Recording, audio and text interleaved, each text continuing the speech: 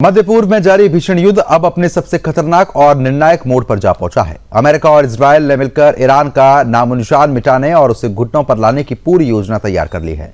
अमेरिकी राष्ट्रपति ट्रंप ने ईरान के खिलाफ एक नए और अप्रत्याशित सैन्य हमले की तैयारी के लिए सख्त निर्देश जारी कर दिए। WSJ की रिपोर्ट के मुताबिक ये विध्वंसक सैन्य कार्रवाई इस वीकेंड तक शुरू की जा सकती है। मैरीलैंड स्थित कैंप डेविड में आयोजित कैबिनेट बैठक के दौरान राष्ट्रपति ट्रंप ने साफ लहजे में चेतावनी देते हुए कहा कि हम उन पर बहुत जोरदार हमला करेंगे और एक ऐसा समय आएगा जब वे कहेंगे कि अब हम इसे बर्दाश्त नहीं कर सकते। इस बयान से स्पष्ट हो गया है कि ईरान पर अब तक की सबसे भीषण बमबारी होने जा रही है, जिससे पूरे ईरान में अभूतपूर्व तबाही मचने से कोई नहीं रोक सकता। CBS न्यूज की रिपोर्ट के अनुसार इस बार अमेरिका और इजरायल का मुख्य लक्ष्य केवल सैन्य ठिकाने ही नहीं बल्कि ईरान की रीढ़ तोड़ना है। इस भीषण रणनीति के तहत ईरान के बिजली उत्पादन केंद्रों, राष्ट्रीय बिजली ग्रिड और प्रमुख पेट्रोलियम रिफाइनरियों को पूरी तरीके से ध्वस्त करने का खाका तैयार किया गया है। अगर ईरान के ऊर्जा बुनियादी ढांचे पर यह हमला होता है तो पूरा देश अंधेरे में डूब जाएगा और उसकी अर्थव्यवस्था पूरी तरीके से ठप हो जाएगी। अमेरिका का स्पष्ट मकसद ईरान पर इतना भीषण दबाव बनाना है कि वह बिना किसी शर्त के वॉशिंगटन के आगे सरेंडर करने के लिए साफ तौर पर मजबूर हो जाए। बता दें कि व्हाइट हाउस की प्रेस सचिव कैरोलाइन लेविट ने अमेरिका के आक्रामक रुख को दोहराते हुए कहा कि ईरान को अपने हर दुस्साहस की भारी कीमत चुकानी पड़ेगी। जब तक वह राष्ट्रपति ट्रंप के मुताबिक सार्थक तरीके से बातचीत की मेज पर नहीं आ जाते, अमेरिका और इजरायल की इस विध्वंसक योजना की खबर सामने आते ही वैश्विक बाजार में हड़कंप मच गया। WTI कच्चे तेल की कीमत तुरंत 86 अमेरिकी डॉलर प्रति बैरल के आंकड़े को पार कर गई है। ईरान द्वारा स्ट्रेट ऑफ हॉर्मुज को अवरुद्ध किए जाने और फारस की खाड़ी के देशों पर मिसाइल व ड्रोन हमलों के कारण समुद्री सप्लाई पहले से ही ठप पड़ी हुई है। हाल ही में मिस्र के बंदरगाह पर LNG लेकर जा रहे 2 जहाजों पर हुए ड्रोन हमले और ईरान द्वारा दागी गई बैलिस्टिक मिसाइलों ने राष्ट्रपति ट्रंप के गुस्से को साफ तौर पर भड़का दिया, जिसका अंजाम अब पूरे ईरान को तबाही के रूप में साफ तौर पर भुगतना पड़ रहा है। बता दें कि भीषण बमबारी में इस्तेमाल हुए अत्याधुनिक मिसाइल भंडारण को फिर से भरने के लिए अमेरिकी रक्षा विभाग ने 18.2 अरब डॉलर लगभग 1.59 लाख करोड़ का आपातकालीन बजट मांगा है। भारत के विदेश मंत्री एस जयशंकर ने ईरानी विदेश मंत्री से फोन पर वार्ता कर स्पष्ट किया कि किसी भी परिस्थिति में अंतर्राष्ट्रीय कारोबारी जहाजों और उन पर तैनात निर्दोष नाविकों को निशाना नहीं बनाया जाना चाहिए। संसद में दी गई जानकारी के अनुसार मध्य पूर्व के इस भयावह संघर्ष में अब तक 16 भारतीय नागरिकों की जान जा चुकी है, जिसमें 10 समुद्री नाविक शामिल हैं। इराक में अमेरिकी और सऊदी अरब के घातक हवाई हमलों में मारे गए इस्लामिक रेवोल्यूशनरी गार्ड्स कॉर्प्स के 5 शीर्ष कमांडरों के शव शुक्रवार को तेहरान लाए गए हैं। बता दें कि चौतरफा गिरे ईरान के वरिष्ठ अधिकारियों ने दावा किया है कि वे अमेरिकी हमलों को पूरी ताकत से उनका जवाब देंगे और इजरायल और वे अमेरिकी सैन्य ठिकानों को निशाना बनाएंगे। हालांकि विशेषज्ञों का मानना है कि अमेरिकी सैन्य ताकत के आगे ईरान टिक नहीं पाता। 28 फरवरी से शुरू हुए इस भीषण महासंग्राम ने अमेरिका के भीतर भी बहस छेड़ दी है। पेंटागन के पास एयर डिफेंस इंटरसेप्टर मिसाइल की भारी कमी के बावजूद राष्ट्रपति ट्रंप झुकने के मूड में नहीं है। नवंबर में होने वाली अमेरिकी चुनावों से पहले ईरान लगातार आगे बढ़ने की कोशिश कर रहा है, लेकिन ईंधन और खाद्य पदार्थों के दाम बढ़ने से जनता में असंतोष है। ट्रंप का मानना है कि ईरान पर दया करना खतरनाक होगा। कैंप डेविड में पत्रकारों से मुखातिब होते हुए ट्रंप ने ईरान के रवैये पर गहरा आक्रोश व्यक्त किया। उन्होंने कहा कि मेरा उन पर पूरी तरीके से भरोसा खत्म हो गया है, क्योंकि वे लगातार झूठ बोलते हैं, बातचीत का ढोंग करते हैं और बार बार अपने वादे तोड़ते हैं। अमेरिका और इजरायल की संयुक्त अमेरिकी रणनीति और तकनीक के सामने ईरान का विशाल सैन्य तंत्र ताश के पत्तों की तरह बिखर रहा है। ऊर्जा संयंत्रों, रिफाइनरियों और संचार तंत्र पूरी तरीके से नष्ट होने के बाद ईरान के पास आत्मसमर्पण के अलावा कोई रास्ता नहीं बचेगा।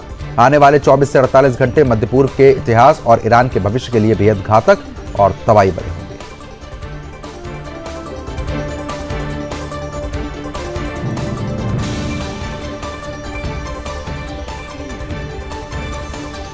एक तरफ जहां अमेरिका ने ईरान के नापाक मंसूबों को नाकाम करते हुए उस पर कड़ा दबाव बना रखा है, तो वहीं दूसरी तरफ भारत के भरोसेमंद मित्र इजरायल ने लेबनान में सक्रिय आतंकी संगठन हिजबुल्लाह के खिलाफ अब तक की सबसे बड़ी और प्रभावी स्ट्राइक कर दी। IDF ने साउथ लेबनान में हिजबुल्लाह के सबसे सुरक्षित और रणनीतिक अंडरग्राउंड टनल नेटवर्क को पूरी तरीके से ध्वस्त कर दिया।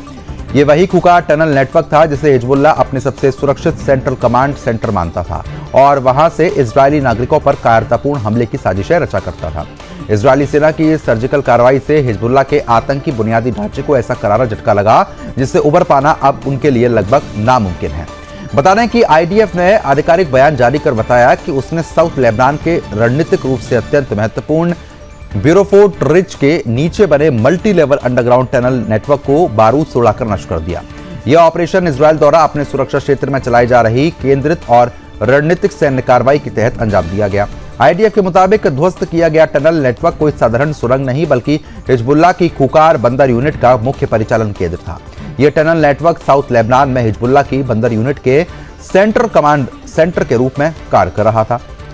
यहीं से उसके टॉप कमांडर इजरायली सैनिकों और निहत्थे नागरिकों पर रॉकेट, ड्रोन और एंटी टैंक मिसाइल हमलों का समन्वय करते थे। इजरायली खुफिया एजेंसियों के खुलासे के अनुसार इस विशाल और बहुस्तरीय टनल नेटवर्क को बनाने में हिजबुल्लाह को 2 दशक यानी कि लगभग 20 साल का समय लगा था। सबसे चौंकाने वाली बात यह है कि इस पूरे टनल नेटवर्क में मैपिंग, इंजीनियरिंग, प्लानिंग और फंडिंग सीधे ईरान के कट्टरपंथी शासन द्वारा की गई थी। अब महज 6 किलोमीटर की दूरी पर इसको बनाया गया था। पिछले लंबे समय से चल रही जंग के दौरान हिजबुल्लाह के आतंकियों ने इसी भूमिगत ठिकाने को अपना सबसे सुरक्षित स्थान जो है वो यहाँ पर माना था। इजरायली सेना ने स्पष्ट कर दिया है कि उसने पिछले कुछ हफ्तों के दौरान लेबनान के ब्यूफोर्ट रिज क्षेत्र में अपनी रणनीतिक तैनाती कर ली है। आईडीएफ ने न केवल जमीन के ऊपर बल्कि जमीन के नीचे बने इस पूरे टनल नेटवर्क पर अपना मजबूत ऑपरेशनल कंट्रोल स्थापित किया है। सही समय आने पर धमाके के जरिए उसको ध्वस्त किया जाएगा और उस पर नियंत्रण करने की जो कोशिश है वो यहाँ पर होती हुई नजर आएंगी। ये कार्रवाई ऐसे मोड़ पर हुई है जब इटली के रोम में अमेरिका की मध्यस्थता में इजरायल और लेबनान के बीच फिर से बातचीत का दौर शुरू होने जा रहा है। बता दें कि वर्तमान वैश्विक परिदृश्य में आतंकी ताकतों और उनके आकाओं को दोहरे मोर्चे पर हार का सामना करना पड़ रहा है। जहां एक तरफ वॉशिंगटन ईरान के नापाक इरादों और उसके क्षेत्रीय प्रभावों को तोड़ने का काम कर रहा है, तो वहीं दूसरी तरफ मध्य पूर्व में शांति और सुरक्षा का प्रहरी माने जाने वाला इजरायल हिजबुल्लाह जैसे खुकार आतंकी संगठनों के ठिकानों को चुन चुनकर निशाना बना रहा है। हालांकि अमेरिकी राष्ट्रपति ट्रंप ने हाल ही में हिजबुल्लाह के खिलाफ कुछ सैन्य कार्रवाई पर अपनी कूटनीतिक असहमति जता दी है और लेबनान में स्थिरता के लिए नए क्षेत्रीय विकल्पों पर विचार करने की बात कही थी। लेकिन इजरायल ने अपने राष्ट्रीय सुरक्षा को सर्वोपरि रखते हुए यह साबित कर दिया कि वह अपने नागरिकों की रक्षा के लिए किसी भी समय सीमा तक जा सकता है। इजरायल द्वारा हिजबुल्लाह के सेंट्रल कमांड और टनल नेटवर्क को नष्ट किया गया है। आपको बता दें कि केवल आईडीएफ की बड़ी सामरिक जीत नहीं है बल्कि ये पूरी दुनिया के लिए एक कड़ा संदेश भी है। ईरान के सहारे पनपने वाले आतंकी संगठनों के दिन अब पूरे हो चुके हैं। साउथ लेबनान में अपनी टनल गंवाने के बाद हिजबुल्लाह का कमांड एंड कंट्रोल सिस्टम पूरी तरीके से बिखर गया है और इजरायल की इस निर्णायक कार्रवाई ने आतंकी नेटवर्क की रीढ़ साफ तौर पर तोड़ दी।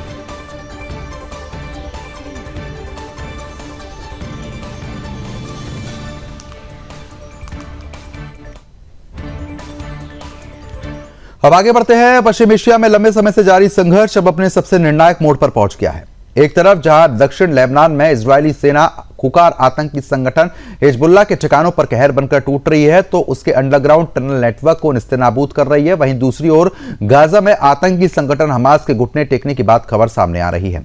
अमेरिकी राष्ट्रपति ट्रंप ने ऐलान कर दिया है कि उनकी अगुवाई वाले बोर्ड ऑफ पीस के तहत इजरायल और हमास के बीच एक ऐतिहासिक समझौता हुआ। इसके तहत हमास और गाजा के अन्य सभी हथियारबंद संगठन पूरी तरीके से निस्तीकरण पर सहमत हो गए हैं।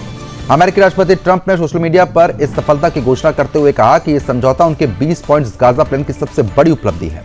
इस ऐतिहासिक समझौते के मुख्य बिंदु और चरणबद्ध प्रक्रिया निम्नलिखित है। बता दें कि चरणबद्ध निस्तारीकरण हमास और अन्य सभी चरमपंथी गुट चरणबद्ध तरीके से अपने हथियार अंतर्राष्ट्रीय सुरक्षा बल को सौंपेंगे। जैसे जैसे हमास और अन्य संगठन हथियार डालेंगे, इजरायली सेना गाजा की सीमाओं से पीछे हटना शुरू कर देगी। ये साफ तौर पर कहा गया है कि जैसे जैसे हथियार डाले जाएंगे वैसे वैसे ही सेना पीछे कदम करना शुरू करती हुई यहां पर नजर भी आएगी। आपको बता दें कि हालांकि इजरायली और अमेरिकी हमलों से बेहद कमजोर हो चुका ईरान अब हमास को पहले की तरह वित्तीय और सैन्य मदद देने की स्थिति में नहीं रहा है। चौतरफा के लिए हमास के पास कोई विकल्प बचा नहीं है, जिसके बाद उसने इस प्रस्ताव को स्वीकार करने में ही अपनी भलाई को आगे समझा है। सितंबर 2025 में राष्ट्रपति ट्रंप द्वारा प्रस्तावित बोर्ड ऑफ पीस अब इस पूरे शांति समझौते का केंद्र है। 60 से अधिक देशों को न्योता भेजने वाले इस बोर्ड का मकसद केवल गाजा ही नहीं बल्कि वैश्विक संघर्षों को साफ तौर पर सुलझाना है। हालांकि जमीन पर इस शांति समझौते को लागू करने में बड़ी चुनौतियां सामने आ रही हैं।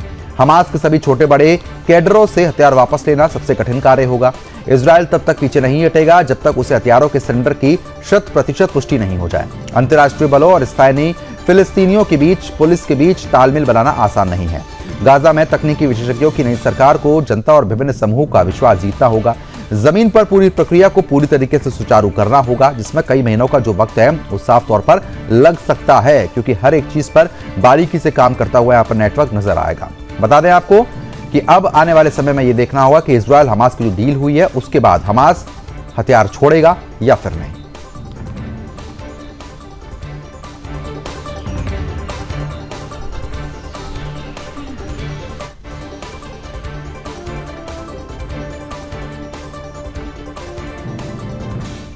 इस समय पूरी दुनिया महायुद्ध और तबाही की आग में झुलस रही है। एक तरफ जहां मिडिल ईस्ट में अमेरिका, इजराइल, ईरान, हमास और हिजबुल्लाह के बीच लगातार संघर्ष देखने को मिल रहा है, उथल पुथल की स्थिति बनी हुई है, तो वहीं दूसरी तरफ यूरोप के रणक्षेत्र में रूस ने यूक्रेन की राजधानी कीव पर अब तक का सबसे भयावह हमला बोल दिया है।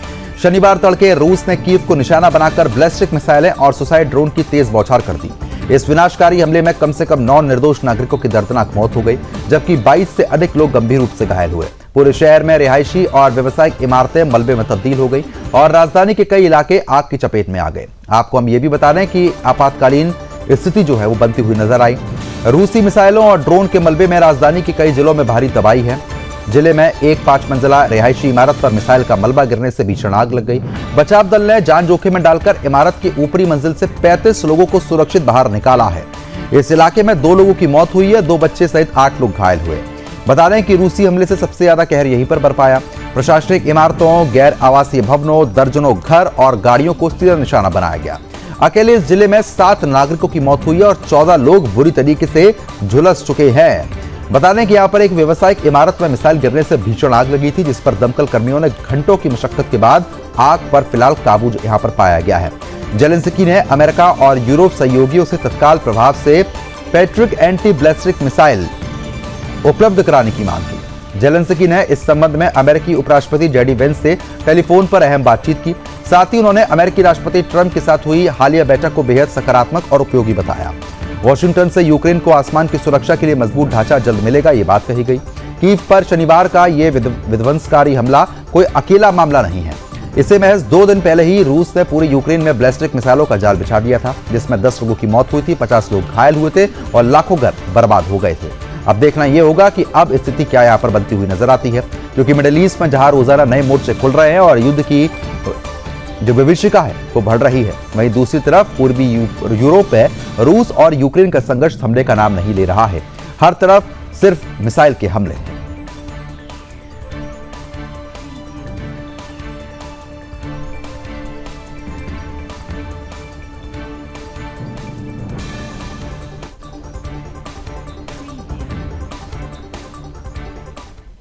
पाकिस्तान के अवैध कब्जे वाले जम्मू कश्मीर में इस समय स्थिति बेहद गंभीर, तनावपूर्ण और बेकाबू है। बुनियादी अधिकारों, आसमान छूती महंगाई और पाकिस्तानी हुकूमत के कड़े राजनीतिक भेदभाव के खिलाफ सड़कों पर उतरे निर्दोष नागरिकों पर पाकिस्तानी सुरक्षा बलों और रेंजर्स ने बर्बरता की। बता दें कि रावलकोट से शुरू हुआ संयुक्त आवामी एक्शन कमेटी का ऐतिहासिक लॉन्ग मार्च फिलहाल रावलकोट के आसपास रुका हुआ है, लेकिन इसे कुचलने के लिए पाकिस्तानी हुकूमत ने पूरे इलाके को सैन्य छावनी में बदल दिया। इस दौरान हुई हिंसक झड़पों और पाकिस्तानी बलों की सीधी अंधाधुंध गोलीबारी में अब तक 41 मासूम नागरिकों की मौत हो गई, जबकि 250 से अधिक लोग घायल हुए। रावलकोट ही नहीं बल्कि पीओजेके की राजधानी में भी स्थिति बेहद भयावह है और लगातार आपको बता रहे जो तस्वीर सामने आ रही है वो डराने वाली है। हजारों की संख्या में स्थानीय नागरिकों ने पाकिस्तानी हुकूमत और उनकी क्रूर सेना के खिलाफ सड़कों पर उतरकर उग्र प्रदर्शन कर दिया। लोगों ने संयुक्त आवामी एक्शन कमेटी के समर्थन में और पाकिस्तानी कब्जे के खिलाफ जोरदार नारेबाजी की। जब पाकिस्तानी रेंजर्स ने शांतिपूर्ण प्रदर्शनकारियों का रास्ता रोकने की कोशिश की तो भीषण धक्का मुक्की और झड़प हो गई। इसके जवाब में पाकिस्तानी सुरक्षा बलों ने निहत्थे नागरिकों पर गोलियां बरसा दी। आपको बता दें कि कई लोग गोली लगने से घायल हुए। पाकिस्तानी प्रशासन ने सच को दबाने के लिए पूरे पीओजेके में इंटरनेट और टेलीकॉम सेवाएं ठप कर दी, ताकि वहां हो रहे मानवाधिकारों के हनन की खबरें बाहर तक ना पहुंच पाए। पीओजेके में शांतिपूर्ण प्रदर्शनकारियों पर इस्लामाबाद की इस जघन्य और क्रूर कार्रवाई की भारत सरकार ने कड़े शब्दों में निंदा की है। भारतीय विदेश मंत्रालय ने स्पष्ट कर दिया है कि पीओजेके के नागरिकों का विरोध प्रदर्शन पूरी तरीके से जायज है, क्योंकि वे दशकों से पाकिस्तानी सेना के अत्याचार, अवैध कब्जे और प्रशासनिक उदासीनता को झेल रहे हैं। विदेश मंत्रालय ने अपने आधिकारिक बयान में पाकिस्तान को आईना दिखाते हुए कहा, पूरा जम्मू कश्मीर और लद्दाख भारत का अभिन्न हिस्सा है। पाकिस्तान का वहां पर कोई वैध अधिकार या कानून वजूद नहीं है।